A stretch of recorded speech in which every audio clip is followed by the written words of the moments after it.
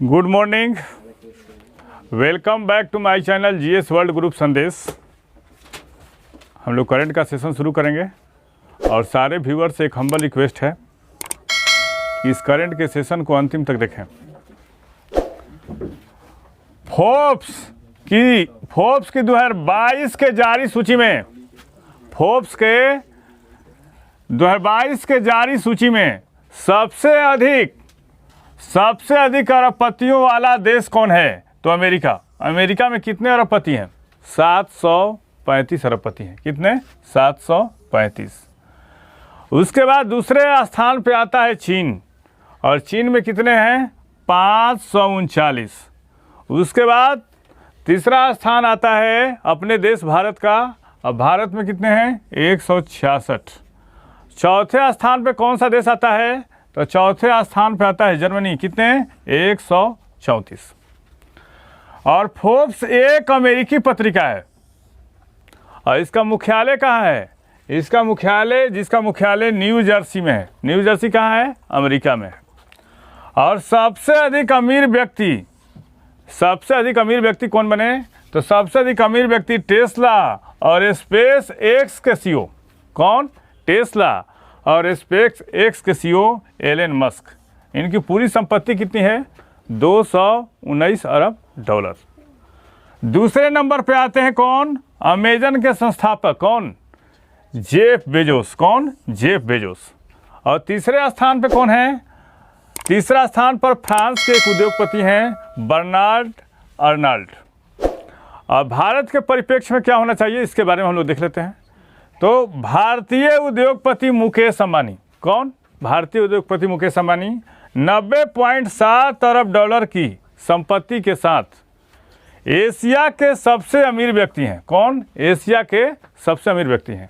और इस सूची में जो टॉप 10 वर्ल्ड का जो अरबपति हैं उसमें 10वें स्थान पे कौन है? भारत के मुकेश अंबानी हैं। आईसीसी द्वारा मार्च महीने के लिए सर्वश्रेष्ठ खिलाड़ी के लिए किसको नामित किया गया है? तो 3 लोगों को नामित किया है। कौन कौन है उसमें? एक है पाकिस्तान के कप्तान बाबर आजम, दूसरा वेस्ट इंडीज के क्रेग ब्रैथवेट, और तीसरा कौन है? ऑस्ट्रेलिया के पैट कमिंस। मार्च महीने का आईसीसी द्वारा सर्वश्रेष्ठ खिलाड़ी घोषित किया गया है। हाल ही में किस देश को संयुक्त राष्ट्र मानवाधिकार परिषद से बाहर कर दिया गया है? रूस को। रूस और यूक्रेन में युद्ध हो रहा है और मानवाधिकार के हनन का मामला पहुंचा महासभा में, और महासभा में वोट हुई और वोट होने के पश्चात रूस को बाहर कर दिया गया है।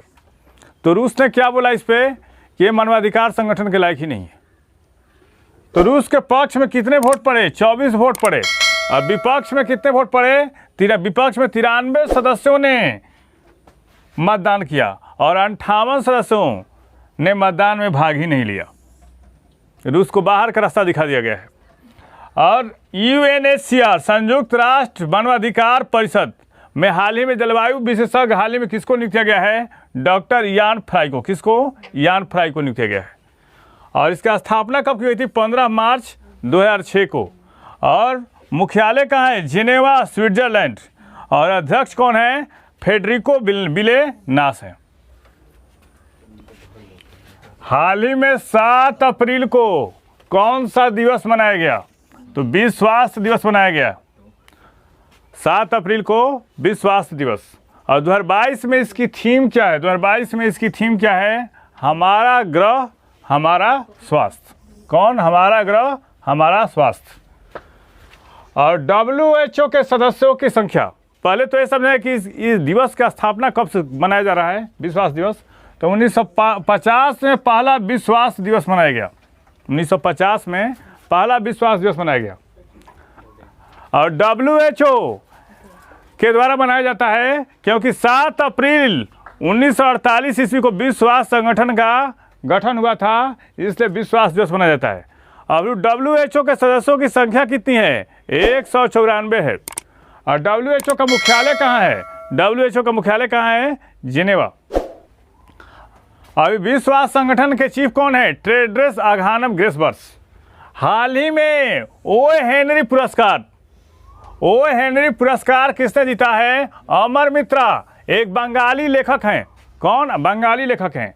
और उनकी साहित्यिक कृति गाओ बुरो, कौन? गाओ बुरो के लिए दिया गया है। और बंगाली भाषा में लिखी यह कहानी ग्रामीण पृष्ठभूमि पर आधारित है। किस पृष्ठभूमि पर? ग्रामीण पृष्ठभूमि पर आधारित है। और इस पुरस्कार की स्थापना कब की गई थी? इस पुरस्कार की स्थापना 1919 में की गई थी। कौन? ओ हेनरी पुरस्कार। और यह एक वार्षिक साहित्यिक पुरस्कार है, साल में एक बार दिया जाता है। और हाल ही में कौन कौन सा पुरस्कार दिया गया? तो चमेली देवी जैन पुरस्कार किसको दिया गया? आरिफा जौहरी को, पत्रकारिता के क्षेत्र में। स्टॉकहोम जल पुरस्कार किसको दिया गया? विल्फ्रेड बूटसट को दिया गया है। और एबेल पुरस्कार 2022 किसको दिया गया? डेनिस पार्लेन सुनेवाल को। हाल ही में किसने डिकोडिंग इंडिया बाबू डोम पुस्तक लिखी है? तो अश्विनी श्रीवास्तव। किसने? अश्विनी श्रीवास्तव। और नवीनतम पुस्तकें कौन कौन सी आई हैं? Queen of fire Devika Rangachari की है। और बिरसा मुंडा जनजाति नायक पुस्तक लेखक कौन है? आलोक चक्रवाल। कौन है? आलोक चक्रवाल। ISS अंतर्राष्ट्रीय अंतरिक्ष स्टेशन के लिए पहला निजी अंतरिक्ष यात्री मिशन लॉन्च किया जाएगा। उसका नाम क्या रखा जाएगा? तो एक्जियम मिशन फर्स्ट। यह ह्यूस्टन स्थित एक्जियम स्पेस द्वारा ISS के लिए एक मिशन है। और इसे फ्लोरिडा के केनेडी स्पेस सेंटर से लॉन्च 8 अप्रैल को किया जाएगा। पहला क्वेश्चन क्या है? पहला निजी अंतरिक्ष यात्री मिशन। क्वेश्चन पूछ सकता है, काफी इंपॉर्टेंट है। हाल ही में भारत में कोविड-19 के किस वेरिएंट का मामला प्रकाश में आया है? XCI मामला भारत में कहाँ पता चला है? मुंबई में। कहाँ पे? मुंबई में। और पहली बार यह वेरिएंट यूके, कहाँ पे? यूके, यूनाइटेड किंगडम में खोजा गया था। यह कोविड-19 के किसी भी वेरिएंट की तुलना में अधिक संक्रामक है। डेवलपमेंट क्रेडिट बैंक के CEO कौन बने हैं? मुरली नटराजन। कौन? मुरली नटराजन। और डेवलपमेंट क्रेडिट बैंक की स्थापना कब की गई थी? 1930 ईस्वी में। इसका मुख्यालय कहाँ है? मुंबई में है। और हाल ही में कौन कौन सी नई नियुक्तियां हुई हैं? एसोचैम के अध्यक्ष कौन बने हैं? सुमंत सिन्हा। और सुजुकी इंडिया के नए CEO कौन बने हैं? हिसाशी हाकेपुची। और FATF का अध्यक्ष कौन बने हैं? टी राजा कुमार। कौन? फाइनेंशियल एक्शन टास्क फोर्स का अध्यक्ष कौन बने हैं? टी राजा कुमार। और राष्ट्रीय वित्तीय रिपोर्टिंग प्राधिकरण का अध्यक्ष कौन बने हैं? अजय भूषण पांडे। और कमेंट बॉक्स में आज के लिए क्वेश्चन रहेगा कि FATF की स्थापना कब की गई थी? हाल ही में किस मंत्रालय द्वारा जिला गंगा समितियों के लिए डैशबोर्ड लॉन्च किया गया है? किस मंत्रालय द्वारा किया गया है? केंद्रीय जल शक्ति मंत्रालय के द्वारा। किसके द्वारा? केंद्रीय जल शक्ति मंत्रालय। अब इस डैशबोर्ड का काम क्या होगा, इसके बारे में देख लेते हैं। डिजिटल डैशबोर्ड लोगों को नदी के जुड़ाव को बढ़ाने में मदद करेगा। मतलब नदी से लगाव बढ़ाने में मदद करेगा। और डिजिटल डैशबोर्ड का शुभारंभ नमामि गंगे कार्यक्रम की सफलता में महत्वपूर्ण भूमिका निभाएगा। और गंगा और उसकी जो सहायक नदियां हैं उसमें प्रदूषण को रोकने में लोगों के साथ जुड़ाव स्थापित करेगा, संबंध स्थापित करेगा। उसमें प्रदूषित नदियां हैं उनको साफ करने में मदद करेगा। भारत और किर्गिस्तान के बीच हाल ही में कौन सा संयुक्त विशेष बल अभ्यास आयोजित हुआ है? बकलोह 2022 में। और ये कहाँ है? कहाँ हुआ है? हिमाचल प्रदेश में। आप लोग बताइए, अभी हाल फिलहाल में वरुण युद्धाभ्यास हुआ भारत और फ्रांस के बीच में। कहाँ पे? वरुण कहाँ हुआ?